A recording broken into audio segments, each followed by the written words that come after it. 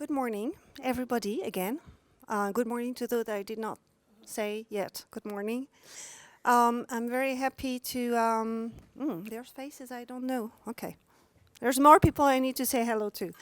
I'm very happy to welcome you today inside Business School again for a wonderful program that Julie and Lisa mainly put together, but many other people participated to building this program. And probably Julie will have a little more detail about that. It's a privilege once again to have you here. We have the theme this year is about bridging change, and it's a very each year we have a very challenging theme. We're really high in concept and in how to create better words and how to improve what we're doing. So this time it will be challenging too. We've been changing a little bit the usual structure of the 3 days we have. You might remember that usually the Friday was for research and workshop, and the Saturday was for keynote speakers, and Sunday was just for us. This year everything is a bit mixed and melted. So we have our speaker coming 2 days, and we'll have workshop for 2 days and the 3 days, and we'll have discussion just for us during at least 2 or 3 days. So it's a new way to do it. We're learning in doing. What else do I need to tell you? Sunday we'll have a general meeting as usual for our association. One thing is that we need new people in the board and more people in the board because some of us have been there for 4 years. So anybody thinking about helping a little bit more regularly, even if it's, I don't know, 2 hours a month or whatever, speak to us. You have at least 2 people from the board here, Julie, myself, and then Elizabeth will be here. Rick is playing golf in Ireland. Okay. Jane, I think, has a wedding. Oh, okay. So, and Roberto, I think, could not come because he has business in the US, so he could not come. So we're half of the board today, which is pretty unusual because usually everybody's here. Well, talk to us if you're interested. Any small help is useful. What else do I have to say? Well, I'll introduce you to Mrs. Julie Mowinski, who's been putting together this program for the next 2 days, and today and the next 2 days. And I'm very happy because she's been doing a wonderful work, and we have a very rich program. So thank you for being here. Enjoy, network, learn, share, and Julie, the floor is yours. So welcome everyone. It's great to see you all. If I don't know you, please come up and introduce yourself during the breaks and we can have a chat. First of all, a few logistics around, you know the score, mobile phones on vibrate, no emailing during the sessions. And then just a couple of, hey, there's a badge over there for you, Debs. Yeah, I just want to let you know that in the event of a fire, a continuous siren will sound. It's not Monday, so there's no test. So if you do hear that siren, please evacuate the building. The fire assembly point is on the pedestrian area to the front of the building, and of course remain there until you're given the thumbs up to come back. Just wanted to make sure that you knew that. Now, what I'm going to talk about, I'm not going to talk very much. I just want to talk a little bit about the vision that I have. Can I borrow this as well? Thanks. What I've tried to do with this conference this time in Oxford is to provide us with a space to think and to talk about the topics we're hearing. Often we sit and we hear some interesting topics and we have 5-10 minutes and then we're moving on to the next thing. So I'd like you to take this opportunity to listen very carefully to what you're going to hear. Try and see how it's applicable in your personal situation, and spend the time to reflect and think about it, talk about it, ask questions, challenge the speakers, especially challenge the speakers. And I really would like to hear some interesting, heated debate. It's not an Oxford debate, so it's not a question about, who wins. It's a question of exchanging ideas and maybe coming up with some new solutions, because that's fundamentally what we're all about here at TCL. So just a quick word about the 3 days. Today, basically, we have the morning session is going to be all about global action networks. We're going to spend the first before coffee, which is at 10:30. Steve is going to present his perspective on global action networks. Feel free to ask questions. We can talk until 10:30. After that, we're going to be doing the case studies. I'll come back to that in a minute.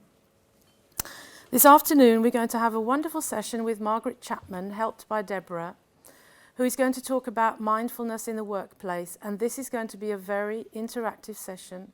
It's going to be all about you. I don't think she's even got any PowerPoints. So it's going to be really, get in there and do it. So that should be very interesting. This evening, we have an interesting wine tasting event at the Aidan Mellor Gallery. I'll tell you about it later, exactly where it is. It's on the High Street in the middle of Oxford. It's a gallery that specialises in, very high-class art like Picasso, Matisse, etc. We have a specialist company coming to help us play a wine tasting game. And we have some very nice canapés, so there will be a lot of food. So don't be worried about, not being fed there. Tomorrow we're going to twist it and talk about change systems. We'll have a forum on change systems, which will be led by Dorte, Lisa and Steve again. But that will be a very interactive session as well. We'll have an introduction to Sunday's session on kitchen table conversations. And then in the afternoon, we're going to have the spread talks, but also some interesting twist on the spread talks. And twist is really kind of the theme about this conference, apart from building bridges to change. There are going to be some twists and turns along the way, just to keep you on your toes. Now, Sunday is important. Very often on Sunday, we get 1/3 to 2/3 of the people coming back, and the rest of them either go to church or stay in bed. This time, we're having a serious conversation about, TCL, who are we, where are we going, what do we want to be? And we're being facilitated by Rick Wolf, who co-wrote with Lisa the first chapter of our book, Complexity Unravelled. By the way, if you want to buy a copy, they will be available later. So it is really, really interesting and important. And it's also it's a methodology that he uses which you could apply to your own situation, either in your own organisation or wherever. So I do encourage you not to stay in bed on Sunday, even if you do go swimming in the river on Saturday night, Alexis. Okay, so a little bit more about today and right now. First of all, but before we move on, I'd like you to take the first twist and turn here is there are some post-it notes on your table. And I tried to open them earlier on. It was very difficult. Therefore, your first task is to open the post-it notes.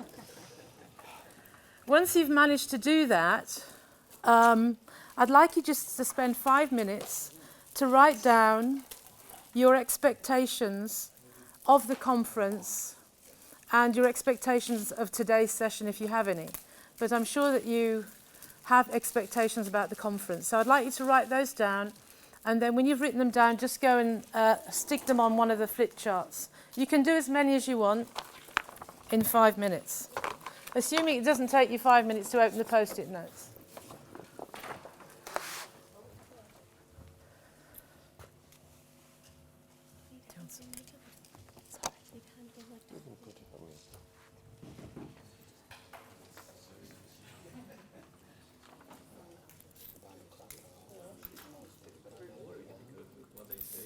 Right. So, if we're done with that, which of course we are, because we're quick workers, I'd like to explain the next stage. So, Steve is going to talk for around 45 minutes. You can, I'm sorry. Can interrupt him, challenge him, ask questions, and then we'll have a coffee break. After the coffee break, we're going to have 2 sessions. We're going to have a session about 45 minutes, breakout sessions in seminar rooms. One room will stay here, 2 will go up to the seminar rooms. And we're going to study 3 specific cases. One of the cases will be led by Alexis, who's going to be talking about a French transportation infrastructure company. Another one will be led by Mark Clark, who'll be talking about Generations for Peace. And the third one will be led by Luke, who will be talking about Total Innovation Networks. You will see that you have badges. On your badges, you have coloured dots. Each of these dots correspond to one session, so you don't have a choice about which session you attend. By the way, could anybody put their hands up who actually read in advance the cases? 1, 2, 3, 4, 5. Oh, okay, about half. Lovely. So so you have also cards which correspond to the same colour. How come you've got a red card and a yellow dot? That's weird. You. Uh-oh. He's already screwing up. So you will have cards of the same colour as the dot on your badge. If you prefer to attend a different session than the one corresponding to the colour that you have, you need to go and find somebody else with the colour of the one you want to attend and negotiate a swap. So Lisa will now distribute the cases corresponding to the different colours, so you can have a chance to look through them in the coffee break. And so during the coffee break, please not right now, but during the coffee break, if you decide you'd rather go to another session, you need to find somebody with that colour and negotiate a swap. So which colour is for which? I have the red one. Yeah. And which are the other? So you'll be getting a case study for red in a minute. And which colours do the other 2 have? One is yellow. Which one is there? Lisa, which one is yellow? It's Alexis. No, I can see it on his badge. Alexis is yellow. Luke is red. So Alexis is the French transportation infrastructure company, is yellow. Luke, who is the Total Innovation Networks high tech, is red. And Mark, who's the Generations for Peace, is green. Thank you. I can see some people are taking this game very seriously. That's very good because it's called a serious game. Now, I'm not going to talk anymore. I'm going to introduce Steve. Steve, well, you've all had the agenda. You've had quite extensive literature and information and links about the different speakers. So hopefully you've had a chance to explore those as well. But Steve is now going to, Steve has come over from Boston. He's actually Canadian. And he's very, very heavily involved in global action networks, in change systems, in completely a variety of different perspectives, I should say. We had dinner with him last night, and frankly, you know, everything he said, different things, it was different facets of a very similar story. So there's a lot of cohesion and consistency in the way he approaches life. But I'm not going to say any more because I'm sure he can introduce himself and talk better than I can talk about him, because he knows himself a hell of a lot better than I know him. So, I'll do that for you. Thank you. Domino Lumino. I read this out as I came in here. Let there be light. Let us have this as a key component to our lives. It's around the entryway to the building as we came in. And then I saw the names of the people who are attached to this business school as founders, and Margaret Thatcher. Now this is thank you. This is a woman who I've always thought has mastered creative destruction, right? whatever you may feel about Margaret Thatcher, she understood that we had to destroy as well as create in our lives. And my experience with people who are involved in change, they love to collaborate and they love to create, but they feel pain about the destruction that comes with it too. But that is part of our, as Schumpeter said, that's part of our lives in creative destruction. He applied it to capitalism, but I apply it to just the way the world works. So I'm very pleased to be here today. It's very rare that I have a chance to share with peers my work. Peers in the sense that you're people who are dealing with change, of course, but you're people who are dealing with it from knowledge about theory, and you're dealing with it in practice, right? So this is great. I spoke with Luke and Alexis and Mark, among the other people I spoke with before coming here. And what I'm talking about is, as you can see, global action networks. But they are really, Mark and Luke and Alexis are all dealing with some form of them in their own lives. So that's why I think you'll find the discussion afterwards so particularly useful. Alexis can't be successful in his work with the French Railways if it doesn't think outside of the box in terms of multi-stakeholder engagement.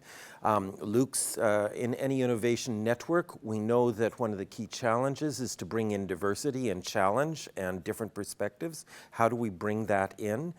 And certainly the work that Mark's doing is global, trying to deal with change of basic values in our world.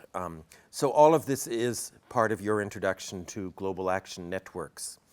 I became introduced to these networks when I got a call from the World Bank in 1999, and I was asked to make a modest contribution to a report that went to Kofi Annan, then Secretary General, called Critical Choices, the Future of Global Governance.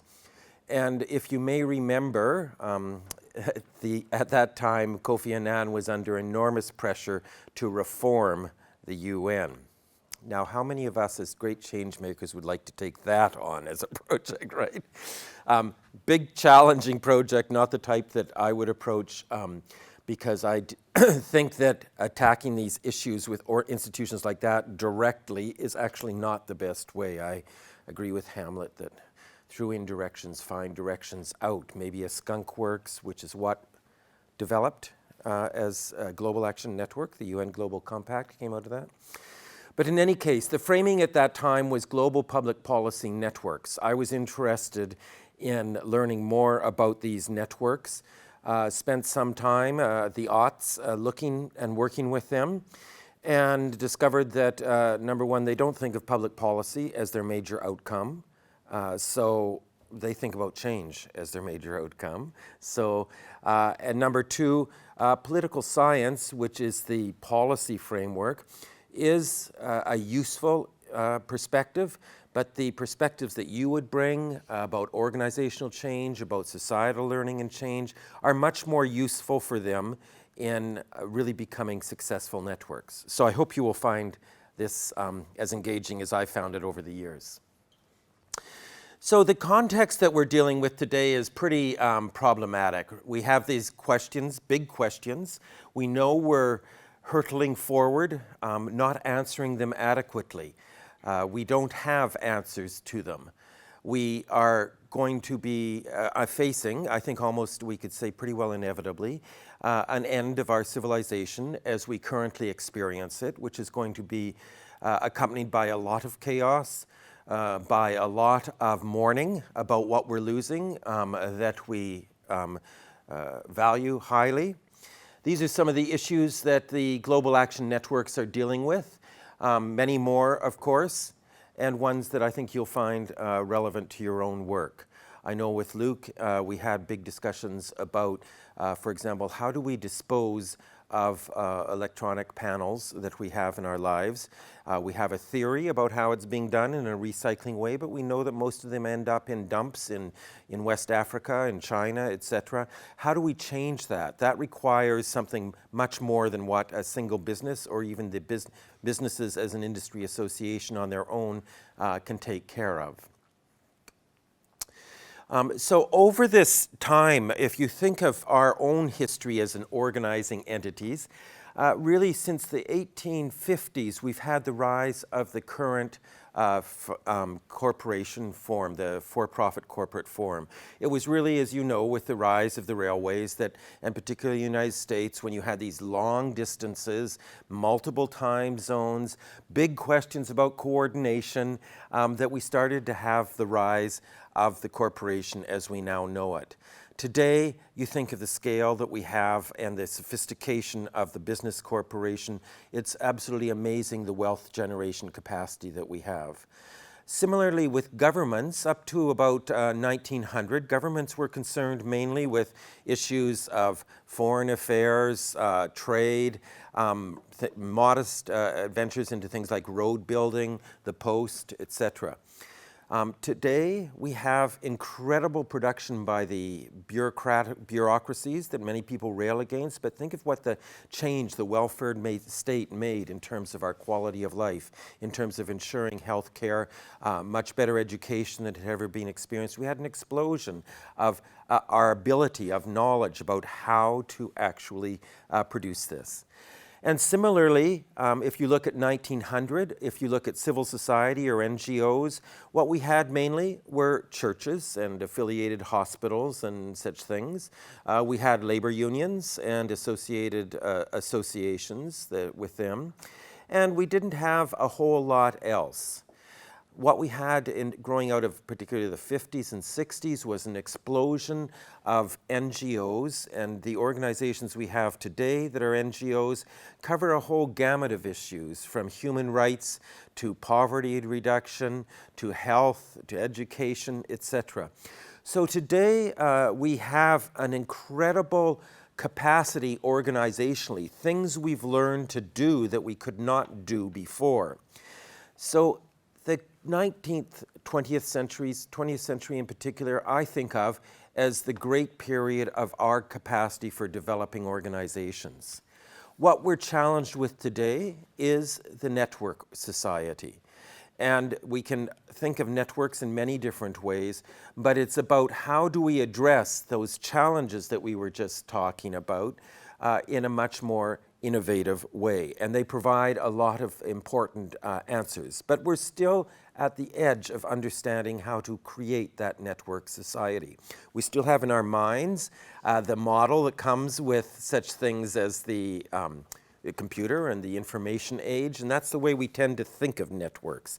And there's a lot more to networks, of course, than that. So this is a list of some of the global action networks that I've worked with. I'm wondering, are there any here that you've seen or names that you recognize? You want to shout out some, or Mason, were you nodding your head there? Or? I'm reading to see if I recognize what Okay, what was one that you recognized? The water. The water, the Global Water Partnership. Uh-huh. Can you tell us anything about that? Why you would happen to know that one? Well, it was just I did a training course online with Document, Uh-huh. and one of the business cases, one of the case studies was about the Global Water Partnership. Great. How about the table over here? Is there any name that you recognize there? Transparency International, of course, we have been Uh-huh. continuously hearing about that. Great. How non-transparent we are, how much we have to be. Thank you. What about you, as the leaders of this meeting? I'm sure that one or two of these names are familiar to you. As far as I'm concerned, not me, but the Microcredit Summit campaign, I know that there is somebody on my cohort who works very heavily with microcredits. And also there's somebody who works in forest regeneration, so probably knows about that as well. Great. And this table? Any names that you recognize? None you recognize? The Principles for Responsible Investment, the asset manager of the bank I work for, they subscribe them. Uh-huh. So the Principles for Responsible Investment here. Any names? I think in our cohort we did even have case studies with this microcredit. The microcredit? Okay. So one of the interesting things about them, just looking at the list, is the range of issues they're dealing with, right? And these are, there's probably about 2 or 3 dozen of them now that are of any significant size. Significant size is still pretty small in terms of budgets, if we think of them that way. Still pretty big in terms of reach. So these are the organizations that I'll talk to you about. So one of them on that list was the Access Initiative. So when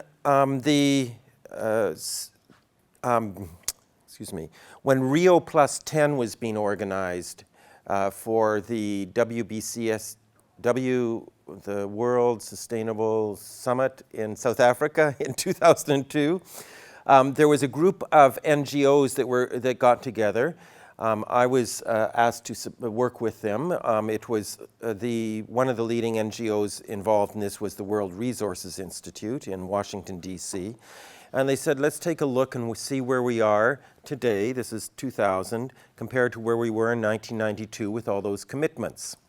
Well, as you might suspect, we weren't very far on actually finding implementation of the commitments that are being made in Rio in 1992. So they said, well, there's one that we as a group feel particularly strong about, and that one is Principle 10, which is about ensuring that there's public participation and transparency in the processes related to environmental decision making.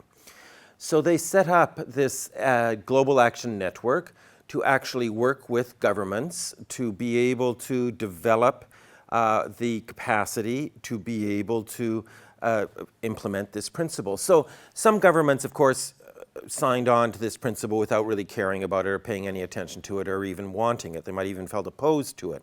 But there were a significant number that over the subsequent 8 years, it had simply fell off the table as a priority.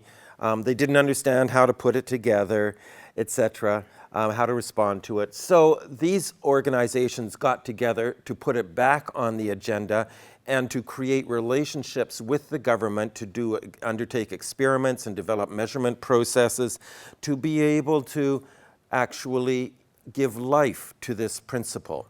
So that's very different than a traditional NGO, right? A traditional NGO would tell the government that it's got to do something about it and might give some detailed information, but it wouldn't think of working with the government so much to do it. So it ends up being much more of a collaboration between government and NGOs, although in governing terms, it is dominated by NGOs. So they've done a lot of work. This gives you some examples. They've actually got into the legislation in many countries, such as in Bolivia. In the Latin American region, they've had a tremendous impact on the rights in that region. Transparency International mentioned, probably the best known of all of these. The largest one on that list, by the way, is the Fund to Fight AIDS, the Global Fund to Fight AIDS, malaria, and tuberculosis. It has budgets of literally billions of dollars that it gives away or makes as grants to southern countries mainly, where the threat is greatest and least well-funded. But Transparency International is one of the bigger ones, and that's only a 27 million euro budget in 2014, and a lot of that money actually goes to the network rather than to the thing they call the Secretariat, which is in Berlin.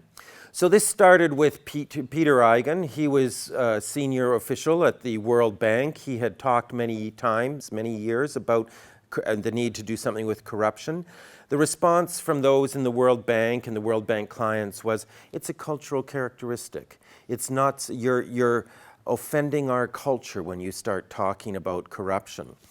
Peter left the World Bank. He organized some individuals with himself to be able to take on this issue. In one of a few years later, maybe about 2003, 1994, 95, he was in Brazil or in Ecuador. He met a person who I now know relatively well, who was heading up something called Participada Cidadana. And she had been working on corruption, and their NGO had been working on corruption for a long time. So it was the classic thing of Peter coming as an outsider to a community saying, why don't you join me to work on corruption? And they've been working on corruption for much longer than he has. So they sort of sit there and say, well, why don't you join us? Because we're the ones that actually have the knowledge about how to handle this, and we've been working on it for a long time. And Peter is very good at responding to these challenges, and he said, makes sense, why don't we create this as a global network of all of those organizations that are working on corruption. And so they have developed into this global network in over 100 countries. They have chapters now. A very impressive organization in Bangladesh. They have over 300 village-level offices to be able to address corruption issues. So they're deep in these countries. They do a number of things at the global level. They've created this convention on combating bribery with the OECD to bring corruption into the thinking of the OECD and intergovernmental organizations. In India, they've been particularly successful at creating what we call integrity pacts. So that's when these are mainly in India with government agencies. So, for instance, the authority that builds airports in India has signed on to a process and a forum to be able to bring transparency and to stop corruption in the contracting of building of airports in India. Yeah. Steve, may I ask one question? What is your definition then of network? Maybe I understand it in a wrong way, because I understand that you said for the TI Transparency one, there are some organizations who joined and built one network. Mm-hmm. I thought a network is a more open one where everyone can join, or is that wrong? Great question. In fact, I have a half dozen slides coming up on that very question, if you could hold that question. But I want to appreciate you for the intervention. If you do have questions, feel free to pose them. I don't want you to feel like you have to hold it off to the end. Can you just go into a little bit more detail about a couple of these things which are interesting? So the Global Compact, in terms of the anti-corruption pacts, you give an example of Berlin Airport. How exactly does that work, and what does that mean exactly? Well, they create councils that, including the managing authority for development of the Berlin Airport, and they have them sign on and commit to certain processes of disclosure and accountability and review to a broader stakeholder group to be able to ensure that there is no corruption in the process. And there is an appeal process and a way of adjudicating any problems as they arise. I would think for the Berlin Airport, they came rather late, right? They were there very early, actually, but the problem ended up being a technological one about the implementation of the fire standards, and they don't get involved, of course, in setting the technological standards.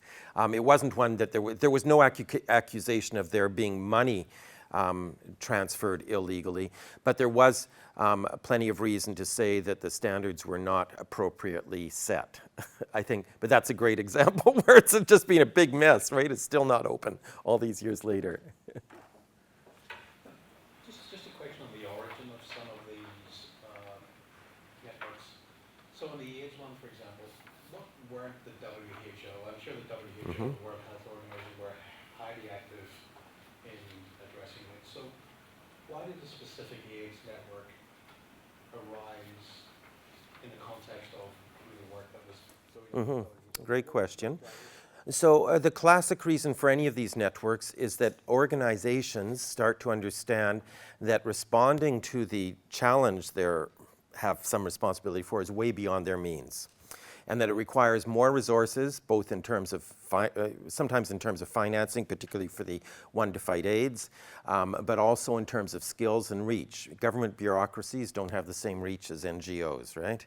The one around AIDS was particularly around financing. So they brought in, it is basically a pool of money which is distributed under very specific standards and circumstances. So one of their major interventions in changing the world is about the expectation that they will only deliver money to those locations that have country coordinating mechanisms, as they're called. So traditionally, aid agencies, intergovernmental organizations, were restricted to passing funds on to other governments. Great problems with corruption around that. And so what they did was saying, no, that's not good enough. You've got to have a multi-stakeholder council of all of the organizations that have a role in addressing AIDS to be able to establish a plan and to make a joint application for the money, and you have to explain how it's going to be distributed and the roles of each of them. So, you know, on the surface, it was about aggregating money. When you look more deeply, it was about, there was no delivery mechanism there that was going to be effective. They needed to create that. But in a sense, one outcome of creating a new network is the old one doesn't have to change. So if the new one didn't appear, Gen 2 of the old WHO would, or Gen 2 would evolve. So in a sense, isn't there a negative outcome from creating a new network that fills a gap? Allows the old one to continue on the status quo? Well, are you familiar with the concept of a skunk works? Yeah. So these can be viewed in two different perspectives that way. One thing that I became very aware of working with the UN is that there are ridiculous expectations placed upon the UN. The UN was basically set up to do something which it doesn't do very well. It was around security, right? And then there were all of these other issues that were foisted upon it. So what Kofi Annan said, that maybe we aren't actually going to be able to address some of these issues through the structure that we call the UN, and that led to the formation of a global action network called the Global Compact. My own way of looking at the Global Compact is as a skunk works, where you can suspend the rules and the standards that are within the UN agency when it's being formed, because one of the things that happens when you form multi-stakeholder coalitions is that none of the partners can assert their way to be the right way to organize. So you have this liberating space where you can develop rules and processes and designs based upon a new way of interacting. And so the accountability mechanisms within those types of space can be set up as extremely freeing.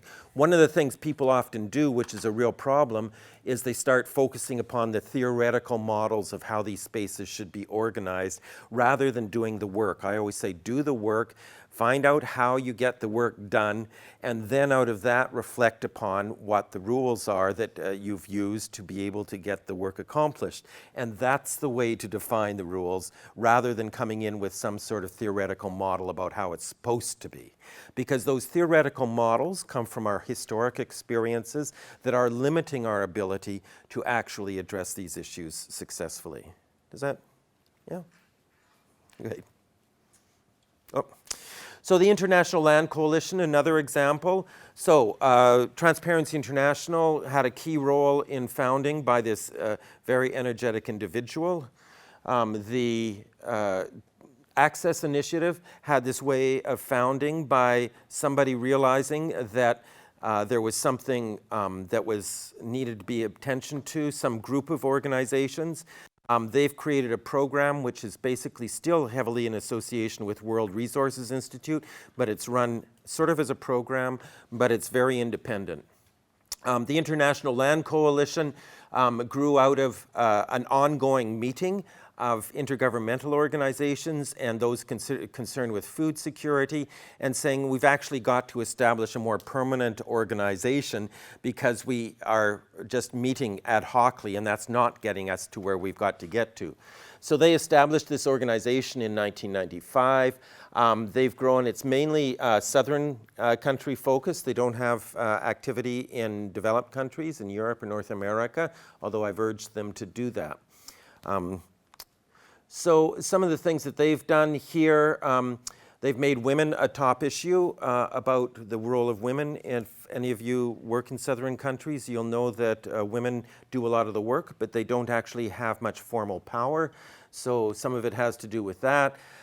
They've started by changing the international agreements at the, say, the Africa level with the Organization of African States. And then they got legitimacy through that change to go into individual countries and that operate much more at the country level, which they're doing very heavily now to be able to advance their agenda. So what's behind this? So I thought I would present what I see as the key strategic elements. So element one, this comes from work I did in the 1990s. I was funded by USAID, MacArthur, Ford Foundations to travel around the world and look at this question that was just arising at that time about business, government, civil society collaborations, with a question about is this a global concept? Is it simply a colonial concept being imposed upon other countries? Where does it come from? What's the distinctions between these different sectors, etc.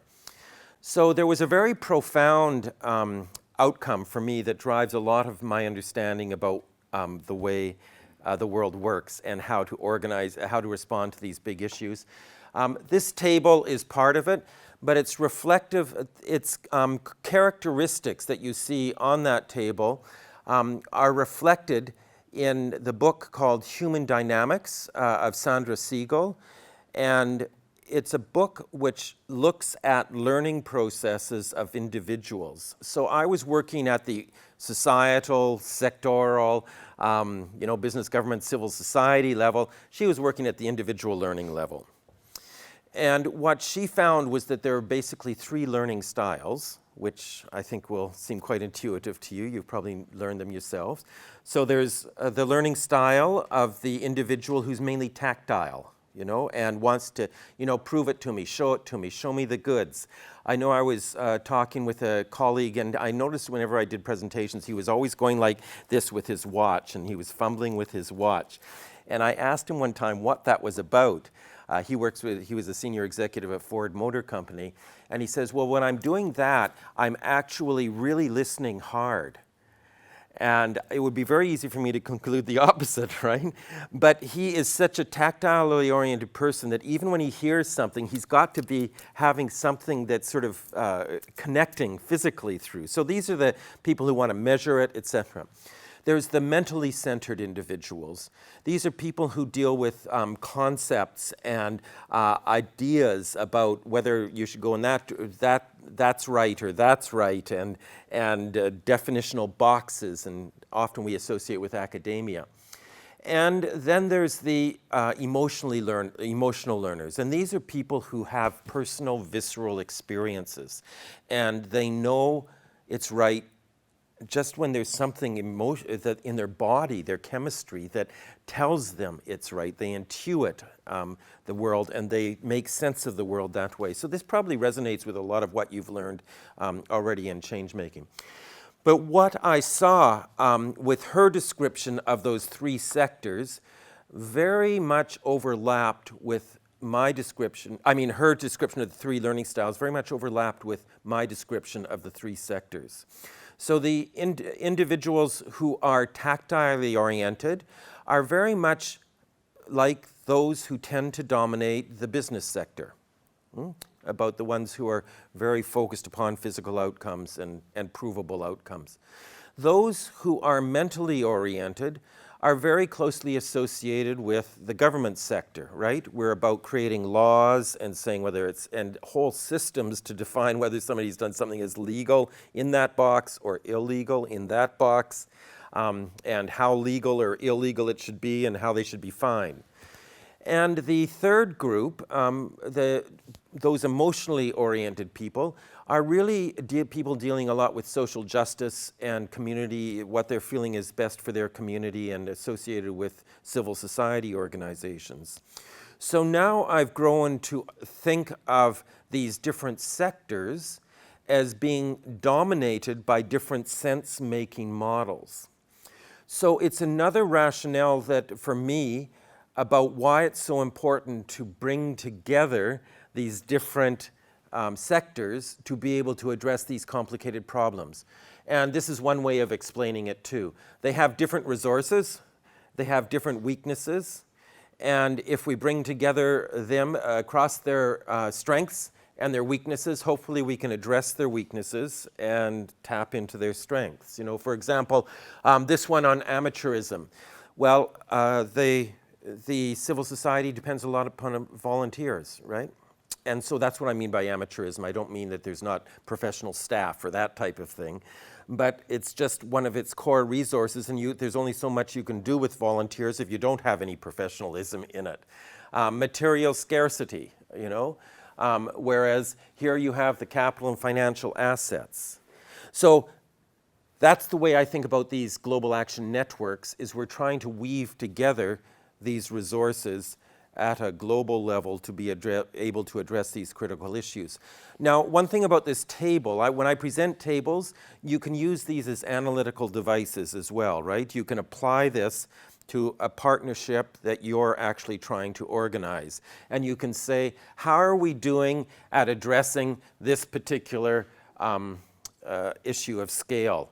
Are we tapping into the strengths of the other sectors to be able to realize scale? And so it's a useful analytical device as well as being an interesting heuristic device for looking at things. So this is probably a bit controversial. You might want to think about it. The only thing I would, just looking at that is, I don't know if you've read any of this stuff from Matthew Taylor from the Royal Society of Arts. I haven't.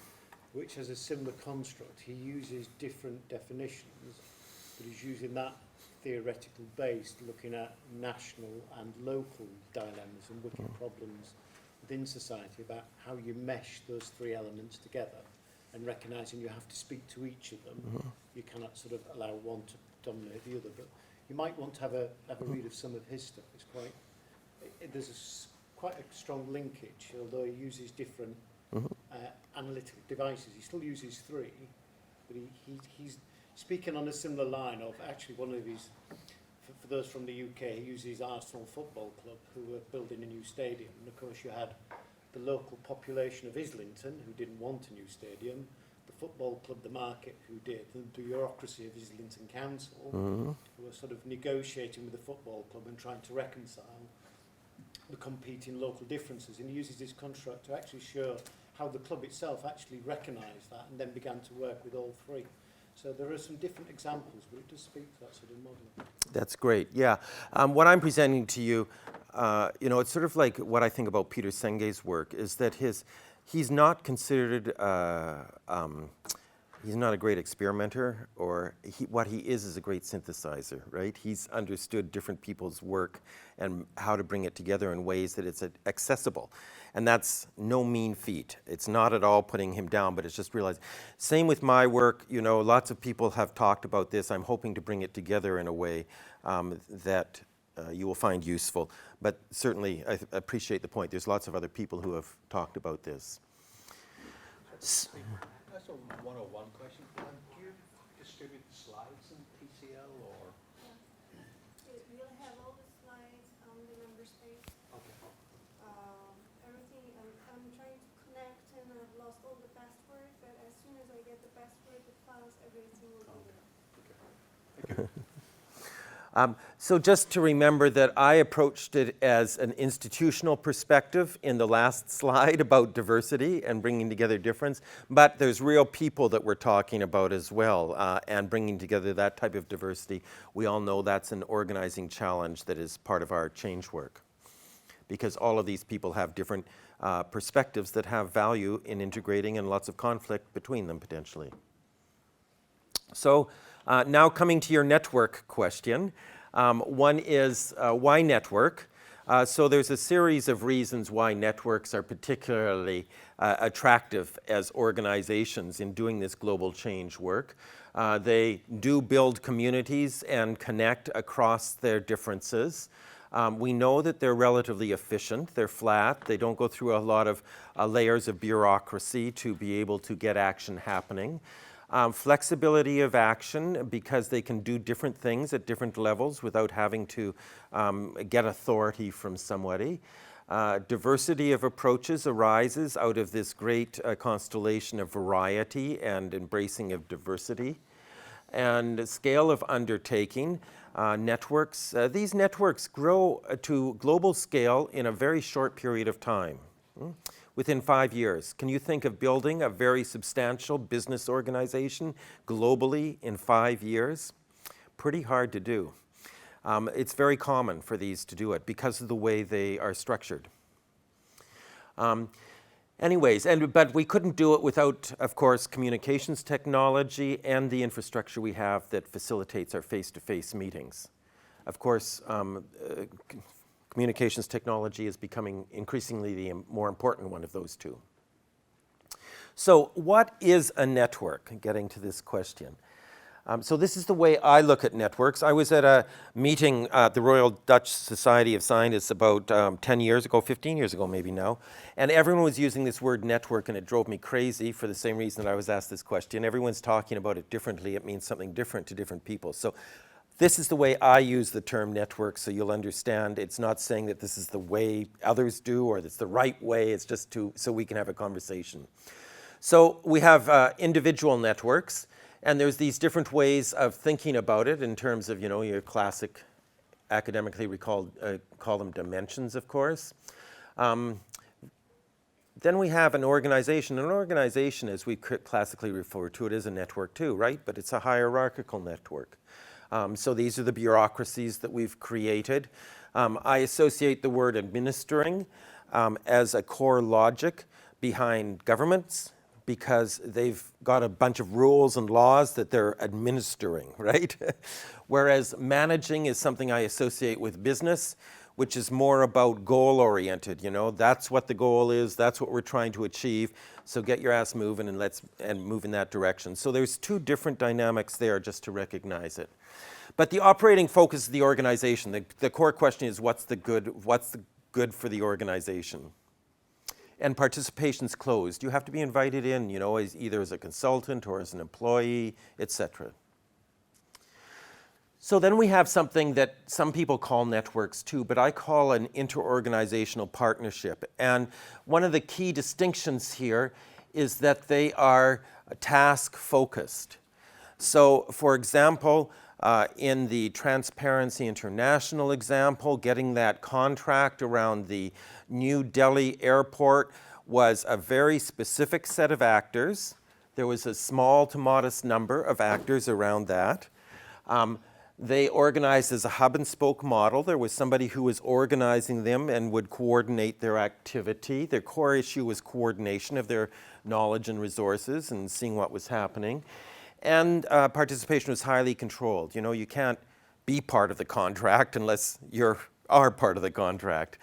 So that's what I call an interorganizational partnership. So there's lots of these today. But they're task-focused, so they're often of limited duration as well. Once the task is over, the partnership ends. But you're left, of course, with still the qualities there that allowed you to do that task. So this is what I mean by an interorganizational network, that it's a large number of organizations. There's multiple hubs. There's TI Bangladesh, there's TI Global, there's TI in United States, etc. Their issue then is one of coherence. So they have a definition that they've agreed upon after a lot of talk about what corruption is. They've got some activities that allow the organization to really, the network, to really focus upon that work. For instance, one of the things they do collectively is develop the Transparency Corruption Index. And that type of collective activity gives them a sense of being a whole. They meet once a year in a General Assembly, which also helps give them a whole. And they develop programs such as the one around those contracts and the transparency work that allow them to think as a whole and operate as a whole. But there's still, participation is relatively loosely controlled, to come to your question here. It's relatively easy to get in or to move out. The key thing is you've got to be committed to the goals of the organization. And of course, when you're dealing with issues like transparency, you've also got to have ways of kicking people out. They've had trouble with, for instance, TI in Kenya was found itself to be corrupt. So they had to have a collective process to kick them out. But just to let you know, this is a methodology that I use often for dealing with large global geographic expanse issues, which is called web crawl mapping.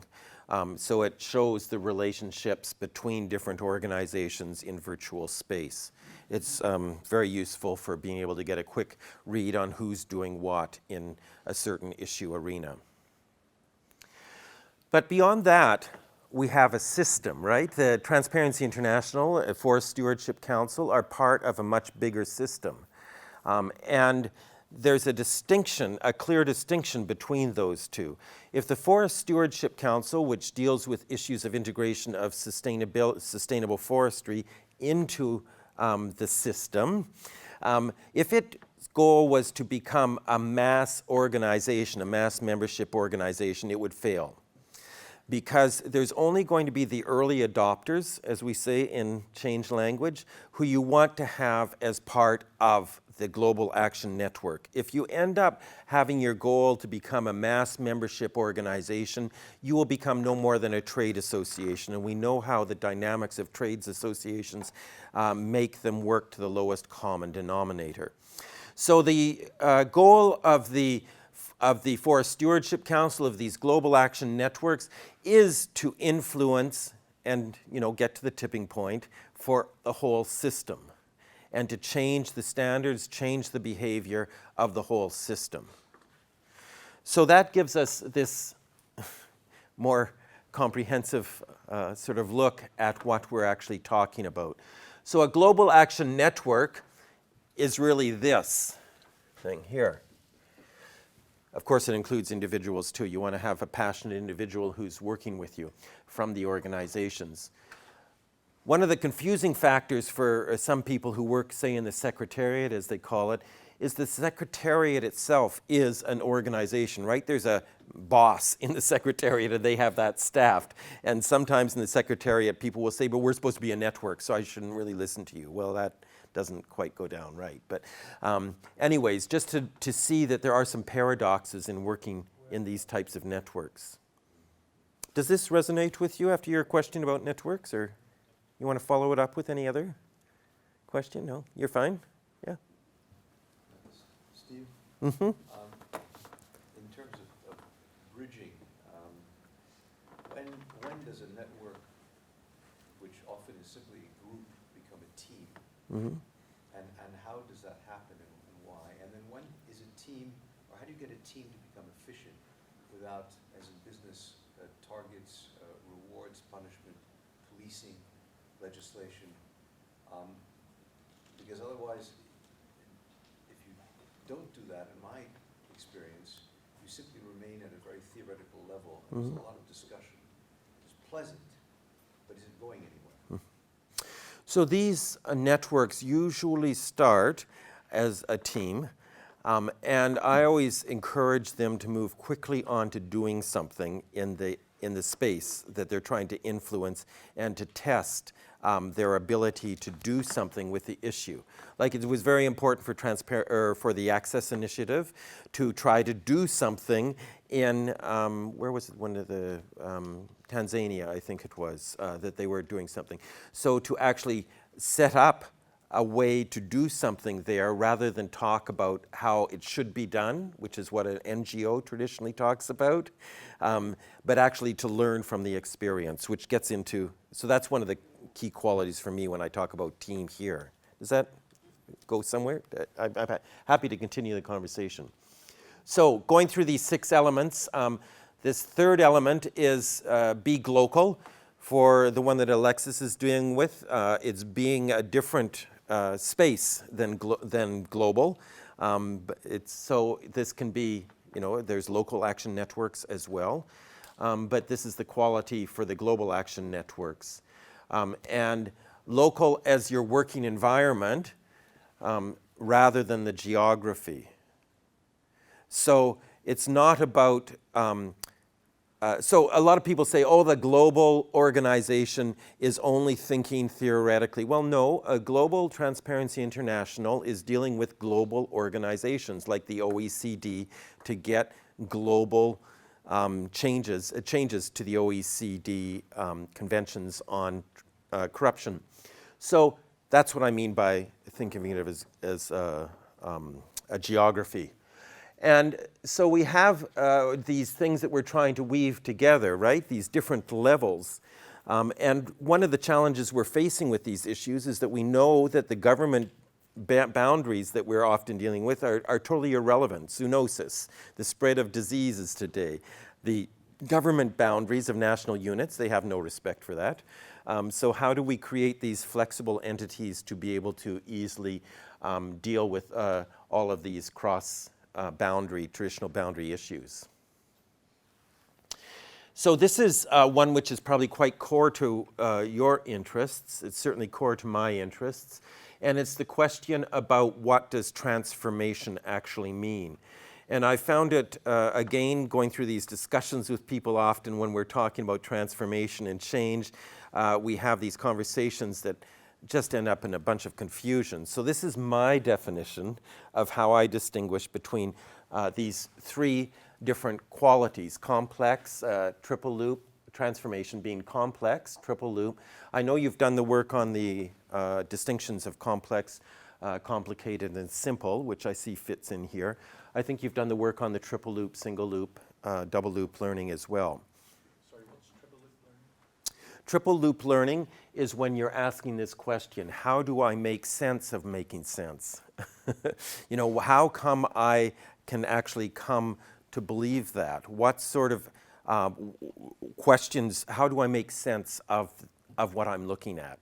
So here, you've already decided, well, it's about finance. The question is how to reorganize the finance industry. And we know the finance industry is about monetary exchanges. So after the 2008 crisis, there was a whole lot of activity that went about to change the finance system. But there was never a fundamental inquiry into the purpose of finance. And is there a different way we can handle that? So, for example, that would bring in new currency approaches, which a lot of people are working on, and new ways of thinking about why we need finance and how to look at it. Is that? So to innovate and create previously unimagined, that's why I'm so weak at explaining what the option is. And I did something called the Global Finance Initiative, and one of the major conclusions, and it was happening around the global finance crisis, and one of the major reasons I said that there was no real change was because no one has a vision of what the change could look like, and until you have some sort of vision, there's nothing to rally and test and move around, right? So this might be useful for you. Again, it's an analytical tool as well, just to understand. Now, the reason this is important is because of this, right? This affects all of our work. So here, the basic question is, who's going to do what? And that's what I mean by negotiation. And there's lots of ways to go through negotiation processes.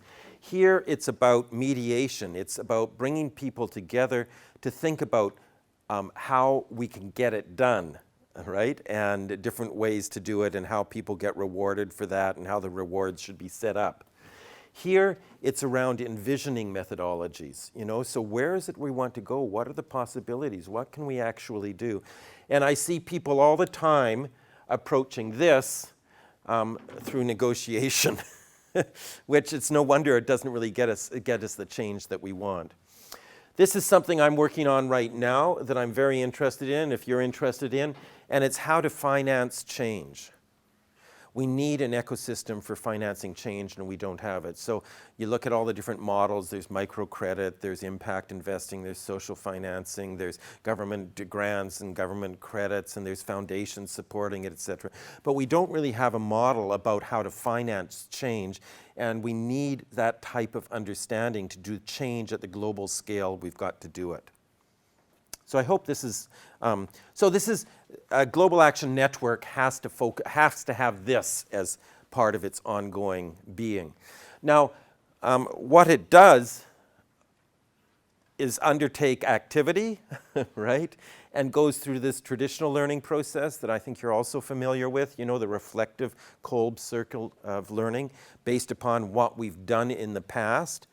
But it's done after doing this, you know, the Otto Scharmer visioning for the future. So there's a visioning process that happens in transformation, and it can arise as Mark had a great example in the book that you've published of how visioning can actually arise out of the interactions. You know what? I love Otto's process. I'm actually involved in an activity, a global activity with it right now, but it's deliberatively planned. Right? It's integrating the deliberatively planned in the complex space. And we know that's a difficult fit because the complex space is made for emergence and innovation. Well, the example in your book that Mark gives is how to develop emergence without, when you can't deliberatively plan. And how to pay attention to that and to give it support. I don't know if I'm interpreting it correctly, Mark. Yeah? So, but this is the dynamic, nevertheless, that's behind the work in Mark, right? This fellow is in the camp. He's testing things, how to do. He's got through here about, but he's co-inspiring, right? People all the time to start to have them to ask questions about how to do this. And so he gets examples of experiments, the boys' sports teams, then the girls' sports teams. And this is what they're co-creating together on the upside. But they're doing it having also understood this, right? Having done those experiments and reflected on them and learning what's right. So this model is not an either or. Usually what people do is move through some sort of envisioning process where they identify possible futures and some step towards them. And then they try something out. And then they get here where they try it out a second time. And then there's enough pressure here that leads to this change. And you start to understand that there is a new model that's working. I know I'm going through an awful lot very quickly here. But one of the key qualities, this is the last of the elements, is that it be voluntary. So this is not something that you can say, I'm going to send my representative to a meeting, a change meeting, and they're to represent my organization at that change meeting. That will be a recipe for failure. That person has to have it in their gut about what the change is about and be committed to it. Otherwise, they will not be able to have the inspiration to bring the resources of their particular perspective, their particular sectoral organization, their particular organization within that sector to bear to the problem. And we can't force people to do that. And we all know a lot of our work as change agents is about community organizing, right? It's about making the links between the early adopters and giving them power and space to be able to really develop the new. So thank you so much for your time. I think that's a perfect ending, because at least that's my model of what you're doing, is creating that link and space for doing the new. Thank you.